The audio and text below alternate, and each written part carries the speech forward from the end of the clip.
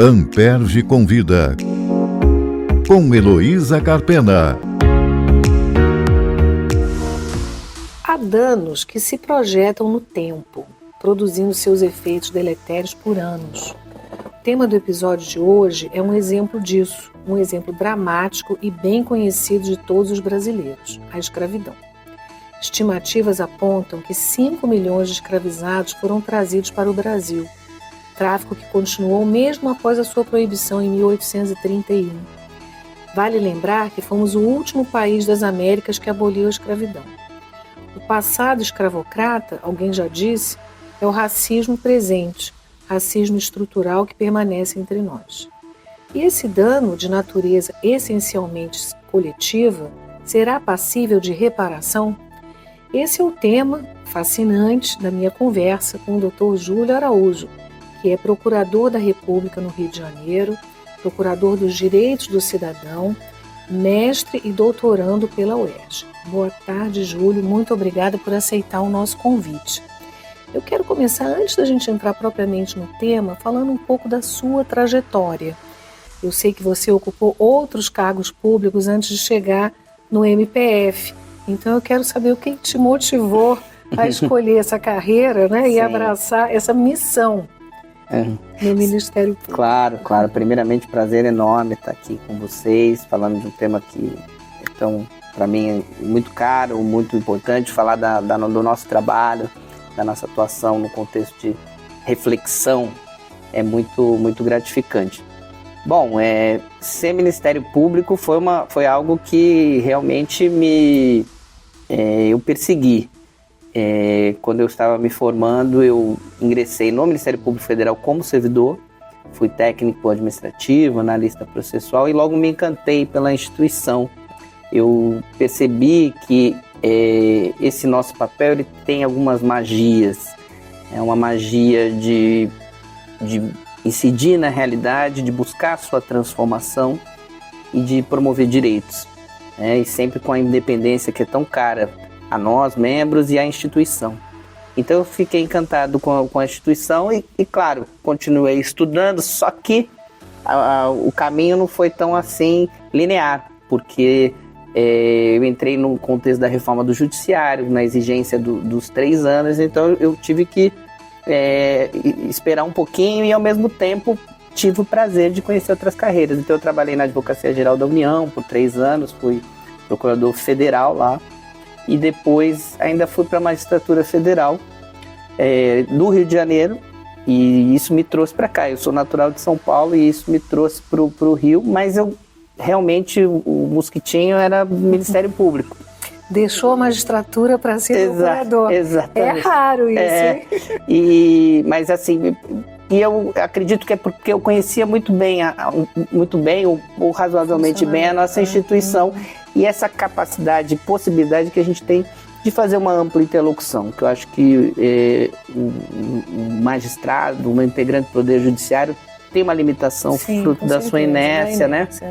E então eu acho que eu sabia um pouquinho, e principalmente nesse campo da promoção de direitos, que era o que eu buscava, e aí me realizo nessa atividade desde então. É muito interessante esse relato. Você sabe que uma parte significativa do nosso público é do alunado aqui da própria Amperge, do curso de formação, né? Então pessoas interessadas em fazer o concurso, e assim, como é importante a vocação, né? A gente deve perseguir realmente aquilo para o qual nós somos vocacionados, isso é importante.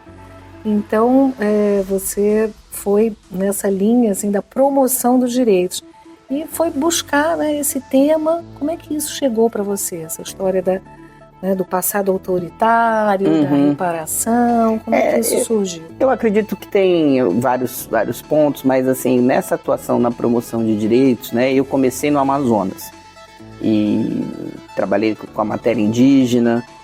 Até hoje fiz meu mestrado na matéria indígena e esse trabalho dialoga com vários outros campos em que a gente lida com populações vulnerabilizadas e com temas que sejam muito caros na questão da violação de direitos, né? Então o racismo certamente é um deles. Então cotidianamente somos provocados a lidar com debates variados, né? Sejam as ações afirmativas, o enfrentamento de discriminações, seja o próprio racismo religioso, um tema muito forte, principalmente aqui no nosso estado. E isso, claramente, assim, é um tema que vai empurrando e nos provocando o tempo inteiro, a gente vai lidando com essa temática. Mas, aos poucos também, a gente começa a perceber, e acho que lá no MPF, o fato da gente ter tido uma experiência muito forte com a justiça de transição, e eu acho que a gente pode falar disso, começa a perceber que os problemas do presente, né, eles têm raízes muito profundas. Sim. São problemas que não surgem do nada, não são fruto de meras percepções subjetivas, né, ou práticas discriminatórias subjetivas. Aí tem todo esse debate hoje que a gente acompanha do racismo estrutural, do racismo institucional, que nos leva a discutir por que as instituições funcionam, né, e as práticas aparentemente neutras, no fundo, guardam discriminações. E aí imagino que isso nos leva ao passado, acaba nos levando ao passado para identificar essas raízes, né? Então, claro que temos essa atuação específica, mas sempre isso acaba aparecendo, né? Porque nós que defendemos tanto o ideal da Constituição de 88, a Constituição de 88 não é racista, né? Mas a gente convive com práticas, instituições, com modelos que acho que tem um legado autoritário, né? que remetem ao passado autoritário e também a esse passado escravocrata. E isso nos identifica como sociedade, né? Sem Não dúvida. dá para falar de Brasil sem falar disso. Exatamente. Então, vamos falar sobre justiça de transição, isso que você mencionou, vamos dar um destaque para isso. A justiça de transição, eu acho que ela é interessante, eu acho que mais interessante ainda hoje, quando a gente discute, vê o filme Ainda Estou Aqui, reavivando esse debate, um debate em que a gente passa a olhar para as práticas autoritárias com um olhar menos naturalizante, um olhar em que a gente diz, e a gente se preocupa, né, superadas, né, no caso, superada a ditadura, superado qualquer passado de atrocidade, de que forma que a gente pode reconciliar uma sociedade que viveu um trauma tão grande, né? Então a justiça de transição é um conceito, um conjunto de ferramentas que foi muito desenvolvido na América Latina, principalmente. Claro, se formos discutir, podemos remeter ao pós-Segunda Guerra. Mas na América Latina, a gente tem o exemplo argentino, que é um exemplo muito forte, é um conjunto de ferramentas que busca olhar para o passado, né?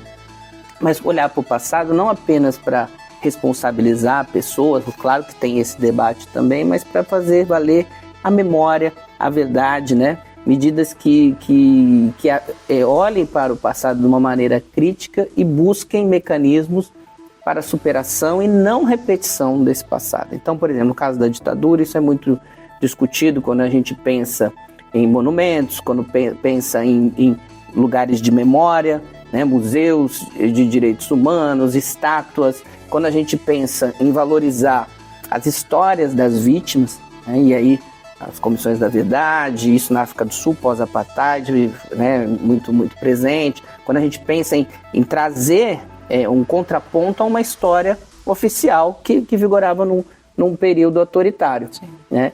E também o campo da responsabilização, né? Não apenas no campo penal, que aí sempre vai ter uma discussão muito forte sobre prescritibilidade, imprescritibilidade, leis de anistia, autoanistia, mas também no campo da responsabilização do Estado, de instituições, de empresas. E o MPF sempre teve uma atuação muito positiva nesse tema. O MPF foi um pioneiro em trazer essas discussões, um tema que também hoje tem, que na Corte Interamericana tem muita força. O MPF sempre apontou esse tema. E eu acho que isso tem tudo a ver com o nosso debate sobre a escravidão. Sobre a escravidão, com certeza. Então, a transição para um momento de, vamos dizer, tomada de consciência dessa própria identidade. Você pode definir dessa forma? O que eu acredito é que a gente tem, no caso da escravidão, algumas peculiaridades, né? Ela não é ela ocorreu há mais de 100 anos, é um período histórico muito distinto, né? Não é igual a ditadura que acabou de passar. Agora ela é uma marca da nossa sociedade muito forte, é uma ferida muito aberta que não foi superada. E não foi superada, principalmente a gente constata por conta do racismo que se reproduz a cada dia, né? Não significa que o racismo não se reproduz independentemente desse passado, mas que ele tem nesse passado uma força muito grande e uma constituição muito forte dessa identidade, dessa maneira desigual e discriminatória como nos constituímos, mesmo que vivamos períodos democráticos ou de liberdades. E esse passado autoritário, então, enseja uma reparação realmente, ou o caminho seria mais no sentido da preservação de uma memória real, vamos dizer, né? Que seja autêntica, melhor dizendo? Claro que, por exemplo, conduzindo o inquérito, ainda isso tudo está muito em aberto, mas eu acredito que quando a gente fala em reparação, a gente pode pensar isso de uma maneira bem ampla, né, e de certa forma várias medidas podem ser reparação. A gente discutir esse tema é uma reparação, de certa forma, né? A Constituição de 88 carrega aspectos muito importantes em termos de reparação, seja ao reconhecer, né, e repudiar o racismo, seja ao reconhecer os territórios quilombolas, seja ao trabalhar com o nosso patrimônio cultural e garantir o reconhecimento da contribuição de todos os povos que formam a sociedade brasileira. Mas quando a gente trata num sentido mais específico, a gente talvez tenha que olhar para algo que às vezes está meio difuso e que, na verdade, existe uma digital mais evidente, né? O que eu quero dizer? Quando a gente discute esse passado escravocrata, tanto o Estado brasileiro como diversas instituições e pessoas e famílias que se beneficiaram desse privilégio da mão de obra escravizada, eles praticaram violações e medidas que, ao contrário do que muita gente pensa, poderiam ter sido evitadas, poderiam, né? Claro, sempre havia outras formas, né, de produção de riqueza, não necessariamente quando... E havia debate sobre isso, né? Você mesma mencionou 1831, que é a lei chamada Lei Feijó, que é a lei para inglês ver, e que, na verdade, o tráfico ali só acaba de vez em 1850. Claro que havia, mas não com esse sentido, mas quando a gente fala nisso, né, eu falo das digitais, a ideia é um pouco a gente olhar para esse fenômeno de uma maneira mais detalhada, porque a gente costuma pensar, escrevendo, aconteceu e ficou no passado. Mas, na verdade, muito se contribuiu, muito se construiu para aquilo, e aquilo teve consequências que perduram até hoje. Mas a gente não olha para isso com a ideia, com o dedo na cara ou a faca no pescoço, mas no sentido de o que a gente tem que fazer para que essa sociedade se reconcilie consigo mesma e que ela previna violações no futuro.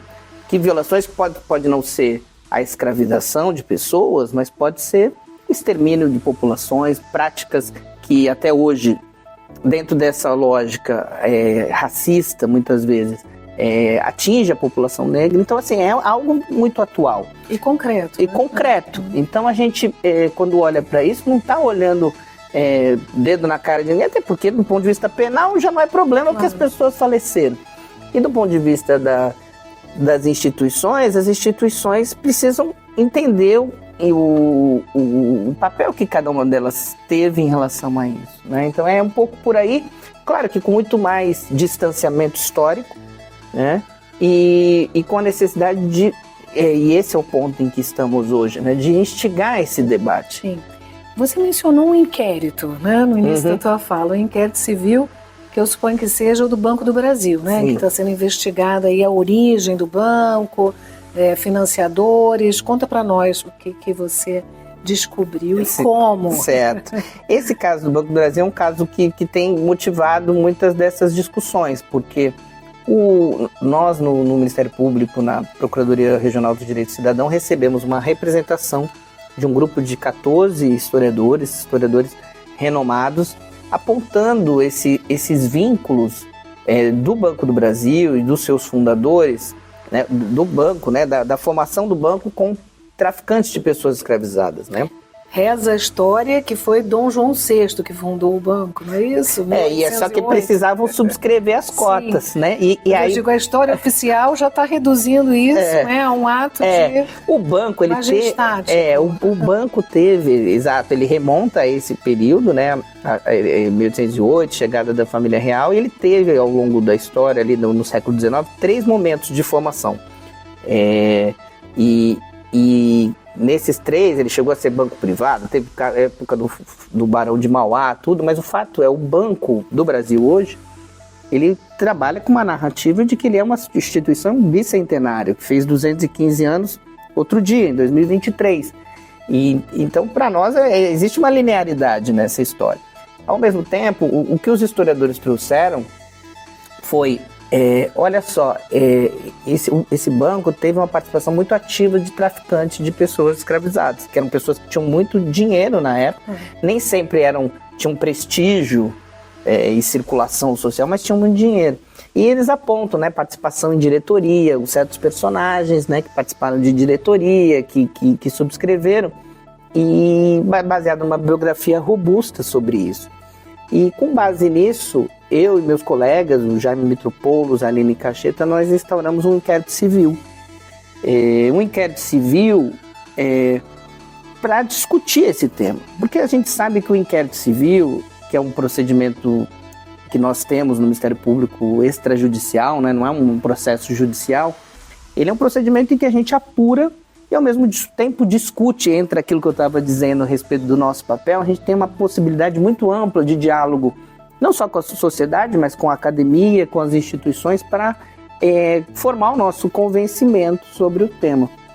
E com base nessa representação dos historiadores, que já é um argumento de autoridade relevante, nós fizemos essa instauração do inquérito, e aí esse inquérito vem puxando essa discussão e outras discussões, não só conduzidas por nós, mas o inquérito está um pouco nesse contexto. Então, pelo que eu entendi, vocês estão apurando também a existência de danos e em algum momento vocês vão ter que mensurar esses danos. Essa é uma tarefa bem difícil, né? O que é curioso é que o inquérito civil, diferentemente de um processo judicial que tem um rito muito mais rigoroso, ele acaba se tornando algo muito complexo e diversificado. Porque aí é curioso contar um pouco a história desse inquérito. Assim que instauramos o inquérito, né, fizemos uma divulgação oficial da instauração desse inquérito, o banco se colocou à disposição no diálogo. E isso dá outra figura, outro peso para essa discussão, no sentido de o banco que supostamente estaria numa condição na defensiva, o banco se coloca abertamente para debater isso. E pouco tempo depois, isso foi instaurado em setembro de 2023, em novembro de 2023 a gente tem um fato histórico, que é o pedido de desculpas do banco.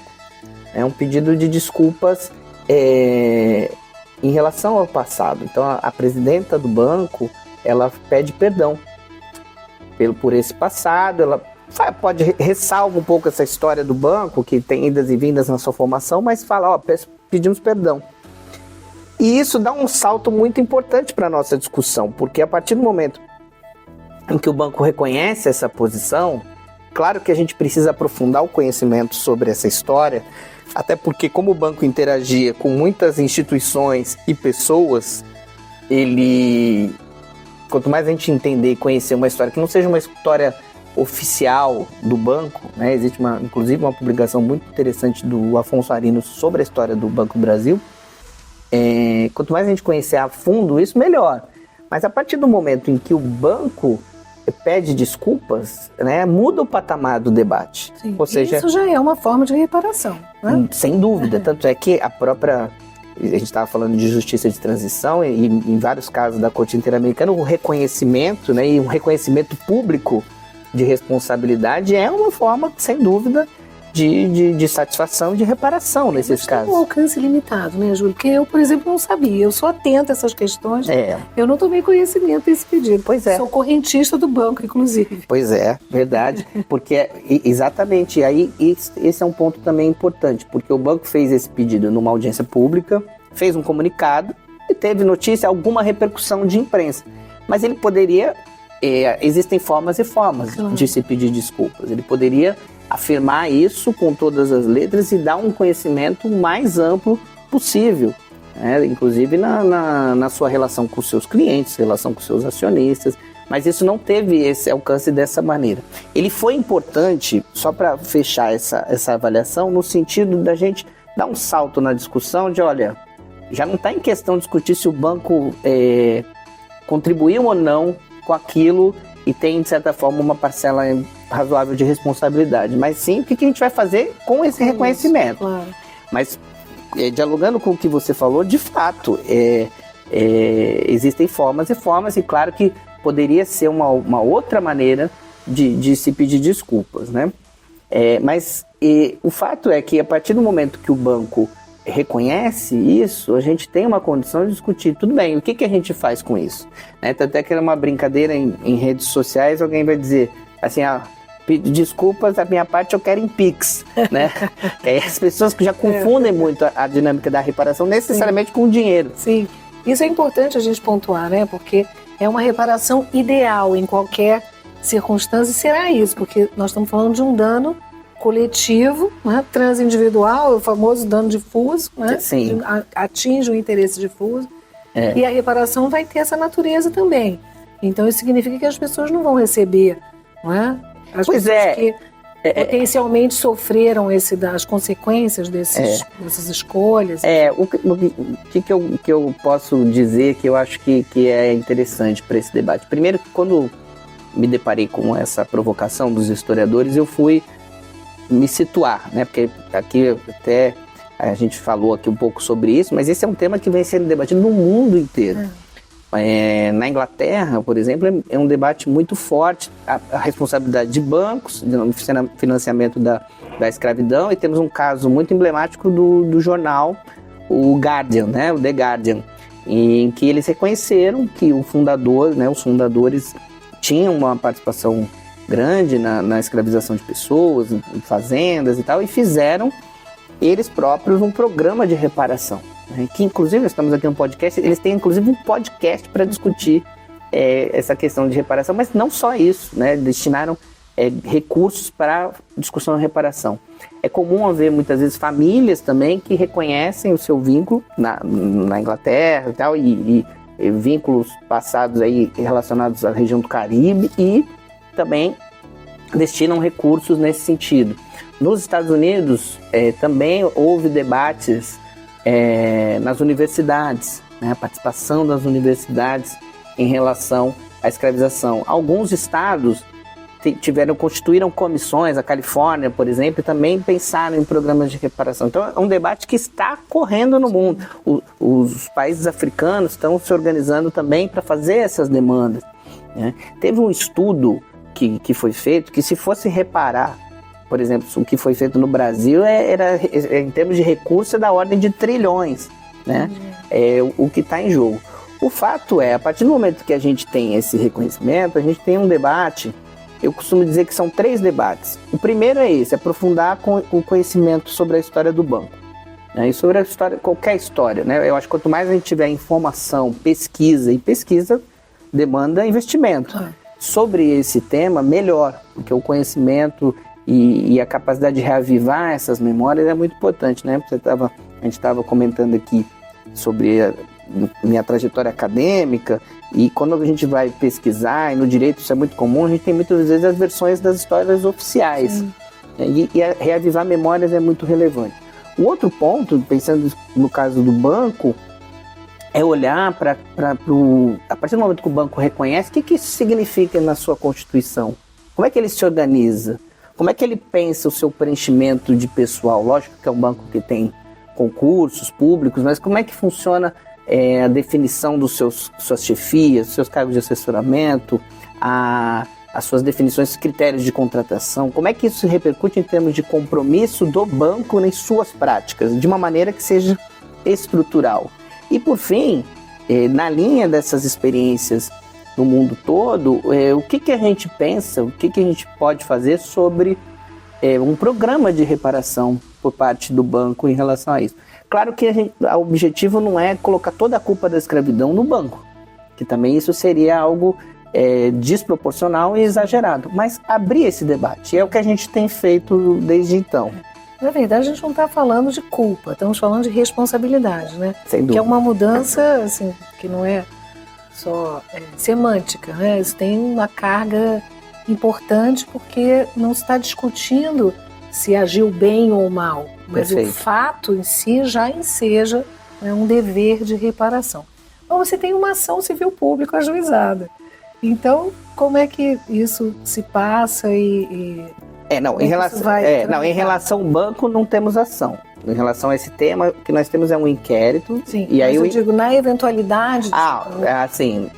Na eventualidade de uma ação vir a ser ajuizada. Quer dizer, o inquérito é preparatório dessa demanda. Que tipo de pedidos você imagina que poderiam ser feitos? É difícil fazer a futurologia nesse momento, é até delicado. Mas eu acredito que um aspecto essencial que nós temos hoje, e aí volta aquilo que a gente conversou no começo, eu já falei de naturalização da escravização, né? E agora naturalizar o debate sobre a reparação. Porque eu acredito que a partir do momento, né? Eu vejo isso conversando com muita gente, as pessoas falam, poxa, quando eu ouvi essa história achei muito estranho. Depois que isso vai sendo discutido, as pessoas vai fazendo sentido, né? Porque parece isso, a gente trabalha, e eu acho que é fruto até da persistência do racismo entre nós, né? Porque a gente olha para a escravidão, é um fato que parece que está ali, nós não gostamos, mas não temos não queremos ter traumas, porque parece que está difusa aquela responsabilidade, todo mundo é responsável, ninguém é responsável. É a ideia de que eram homens do seu tempo. Homens do seu tempo, é perfeito. Exato, E a gente como se não pudesse remexer nisso, né? E a partir do momento que a gente coloca isso em discussão, eu acho que tem uma grande vantagem. Tentando te responder, né? O que nós tentamos fazer desde então foi aí sim, se valendo do inquérito civil público, abrir um grande debate sobre o tema, né? Primeiro chamando as instituições do governo federal que tem um papel mais decisivo em políticas, né? Em políticas públicas, porque o banco é o banco não faz política pública e o banco, ao mesmo tempo, ele tem certas limitações de margem pelas suas características e acredito que isso tem o seu lado. E trazer os órgãos do governo federal à luz do próprio Estatuto da Igualdade Racial. O Estatuto da Igualdade Racial ele é muito curioso, porque ele, que é uma lei do início da década passada, ele é uma lei que tá tudo lá, mas não tem nada, porque ele é muito psicológico. É o mal de quando o debate legislativo os consensos são difíceis, né? Mas ele tem 2 artigos lá, se não me engano, 56 e 57, que apontam que as empresas, né, podem ajudar a financiar o debate, né, no campo do enfrentamento da desigualdade racial, né, e induzir no orçamento essas questões. Então, trazer todos esses para esse debate é muito importante e, principalmente, trazer a sociedade civil e os movimentos sociais para contribuir. Então, o que nós fizemos? No final de 2023 para 2024, e no primeiro semestre de 2024, nós abrimos uma consulta pública para que os movimentos sociais, ou mesmo cidadãos e cidadãs, apontassem o que eles entendem por reparação. Porque existe muita discussão e dúvida sobre o que é reparação, né? Eu já falei um pouquinho aqui sobre isso, né? Porque uma coisa são as políticas públicas já estabelecidas, outra coisa é como você vai pensar uma pessoa física, né, natural ou jurídica, em termos de responsabilidade pelo que aconteceu, que é o nosso foco, né? E nós abrimos essa consulta pública e o banco e o Ministério e os Ministérios da Igualdade Racial e dos Direitos Humanos indicaram que iam construir um pacto pela igualdade racial, né, que o banco ia participar disso. Nós fizemos, além da consulta, uma audiência pública, já tínhamos feito aquela em que o banco pediu desculpas, fizemos outra, né? E chegamos, durante o longo do ano, várias propostas, várias sugestões de reparação, e no final do ano passado, o banco e o governo federal apresentaram esse pacto que estamos avaliando ainda, mas o que dá para adiantar é que ele ainda está muito aquém de um compromisso concreto, né, que olhe para esse passado e diga: eu vou fazer em função disso determinadas medidas. Há uma tendência, muitas vezes, o que o banco fez, né, desde que pediu desculpas, ele turbinou a sua atuação de governança, de ESG e de enfrentamento da discriminação, acomodou isso dentro da sua estrutura já existente, de estímulo. A gente percebe isso no Centro Cultural. Você estava falando, eu estava me lembrando, no CCBB, a temática das exposições. Exato. Então, o banco tem a Fundação, o Banco do Brasil, ele tem, já tinha um trabalho interessante, então ele deu uma turbinada nessas iniciativas, em editais. Ele fez recentemente, dá para consultar na internet, um trabalho muito bonito de reconstituição de imagens de figuras históricas do século XIX, né? Então, assim, ele tem feito coisas interessantes, mas que aparentemente, e eu já falo isso porque eu já me manifestei também em despachos, em cobrança do banco, ainda estão aquém do que nós entendemos nesse debate. Então, o objetivo nesse momento é um pouco consolidar e entender até onde as coisas vão, né? Então não existe um horizonte de judicializar a questão. Acho que a gente está num processo de construção que começou há pouco tempo, 1 ano e meio, né? Por outro lado, o que a gente percebe é que tanto o reconhecimento pelo banco, a atuação em conjunto com o governo federal, tudo isso vai dando uma juridicidade a todo esse debate. Sim. Né? Em vez de a gente estar discutindo algo lá do passado, parece que alguém inventou essa discussão, não. O banco já reconheceu, os órgãos se mexeram, né? Tudo em função desse tema, né? Só se faz essa discussão, só se turbina os projetos ou só se constrói o Pacto da Igualdade Racial após esse tipo de iniciativa. A sociedade civil está acompanhando, a sociedade civil está denunciando, os movimentos negros principalmente, né? Então, o que a gente percebe é que vai ganhando uma juridicidade em relação a compromissos que vão sendo assumidos, a gente considera insuficientes, né? Mas isso muito no campo do programa de reparação, mas também no campo da ideia de reorganização do banco em relação a isso. E nesse ano nós queremos aprofundar e talvez identificar e concluir qual foi o caminho, quais são as suficiências e insuficiências, para eventualmente avaliar se é o caso de cobrar em outros níveis, em outros espaços, no âmbito do judiciário, ou abrir um debate em interação com esse debate internacional. Eu acho que são vários caminhos que ainda precisam ser avaliados.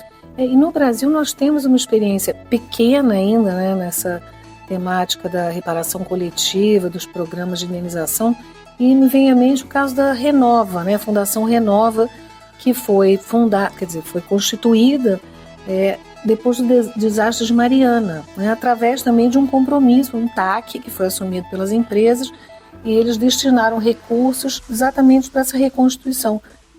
Problemas, né, de uma área enorme que foi atingida, problemas das pessoas que ali residiam e tudo. E um dos pontos que foi aventado pelos interessados, atingidos diretamente, foi exatamente a construção de um memorial, né? Então isso mostra a importância da participação das pessoas. Você acha então que uma vez, se a solução for essa, né, imaginando a constituição de um programa, de um fundo que suporte esse programa, o acompanhamento disso também exigirá uma participação da sociedade e do próprio Ministério Público. Não há dúvida, não há dúvida. O que nós temos em relação de peculiar nesse nosso tema, é esse que eu lhe disse, né, desse convencimento, dessa construção de sistematização, mostrar que esse tema é um tema respaldado não só normativa, como juridicamente, no sentido duro mesmo, né? E eu acho que esse e aí o ambiental, acho que a gente já tem e as violações, no caso do meio ambiente, são muito imediatas e isso acaba aparecendo. Então esse é um primeiro ponto, né? E o outro ponto é que quando a gente discute um passado tão trágico e ao mesmo tempo tão longo no tempo, né?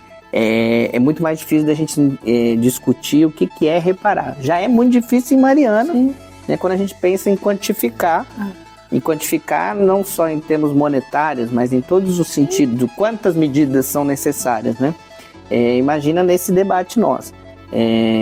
Mas é fundamental que isso esteja antenado com os anseios, né? com a maneira como as entidades, os movimentos, as pessoas sentem esse debate, né? Então é um desafio grande e talvez eu diria um desafio a mais nesse caso, né? Porque quando a gente vai debater alguns danos que às vezes até são irreparáveis, né? Como esse do meio ambiente também, a gente tem alguma condição e prática, né?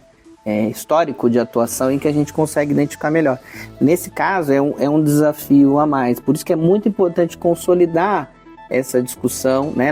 No caso naturalizá-la e ter condições de que esse tema seja efetivamente levado a sério. Então é isso que a gente está vivenciando hoje e acredito que aos poucos, na verdade, a gente já está conseguindo resultados, né?